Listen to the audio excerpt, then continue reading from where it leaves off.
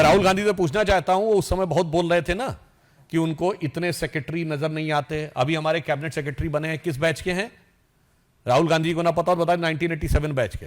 मैं राहुल गांधी से सवाल पूछना चाहता हूं कि 1987 में आपकी पार्टी नहीं, आपके पिताजी की सरकार थी, बताइए कितने एससी एसटी ओबीसी थे उस समय आए थे?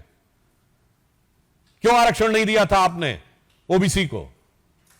कम से कम अपने पिताजी का तो जवाब दीजिए। कल तक देखिए अश्विनी वैष्णव, जितेंद्र सिंह कह रहे थे ये मनमोहन सिंह जी के समय का एक सोच था, और कुछ लोग ये भी लिख रहे थे नहीं ये नेहरू जी के ज़माने से आ रहा था, नेहरू जी को दोषी ठहरा रहा था। और आज क्या हुआ? और आज अचानक इनको याद आ गया कि नॉन बायोलॉजिकल प्रधानमंत्री सामाजिक न्याय के बड़े मसीहा हैं और सोशल जस्टिस की बात हो रही है। असली बात यह है कि वो पकड़े गए हैं। देखिए, इस लेटरल एंट्री को लेकर नॉन बायोलॉजिकल प्रधानमंत्री जो अब तक 10 साल से यूनिलैटरली शासन चला रहे हैं, उनको हकीकत समझ में आ गई। ये सीधी बहाली स्कीम जो है, एक पद के लिए नहीं था, 2 पद के लिए नहीं था, 1 सलाहकार 2 सलाहकार के लिए नहीं था, 45 पद के लिए था ये।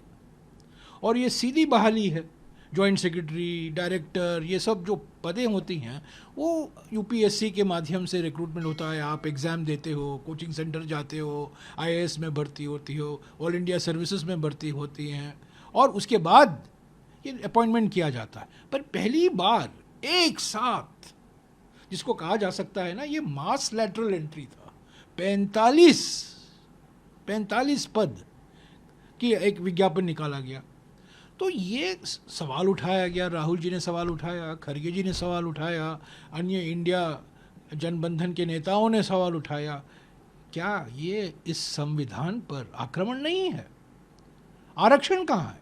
एक व्यक्ति की नियुक्ति करते हो, 2 पद, 1 सलाहकार बनाते हो, उसमें आरक्षण की बात आती है कि नहीं, इतना महत्व नहीं रखता है। पर जब आप 45 लोगों को एक साथ सीधी बहाली करा रहे हो सरकार में, केंद्र सरकार में, तो ये सवाल तो निश्चित उठेगा, और राहुल जी ने उठाया।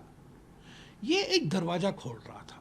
देखिए, पिछले 4 साल से कुछ मेरे ख्याल में 50 या 65 लोग ऐसे हैं जो लेटरल एंट्री से आए हैं। पर पहली बार एक साथ 2 दिन पहले एडवर्टाइजमेंट निकाला गया यूपीएससी, और यूपीएससी तो बिना सरकार के अनुमति के बिना तो कुछ करेगा नहीं, तो ये सरकार के निर्देश पर ही तो किया गया था। और कल तक देखिए अश्विनी वैष्णव, जितेंद्र सिंह कह रहे थे ये मनमोहन सिंह जी के समय का एक सोच था, और कुछ लोग ये भी लिख रहे थे नहीं ये नेहरू जी के ज़माने से आ रहा था, नेहरू जी को दोषी ठहरा रहा था। और आज क्या हुआ? और आज अचानक इनको याद आ गया कि नॉन बायोलॉजिकल प्रधानमंत्री सामाजिक न्याय के बड़े मसीहा हैं और सोशल जस्टिस की बात हो रही है। असली बात यह है कि वो पकड़े गए हैं,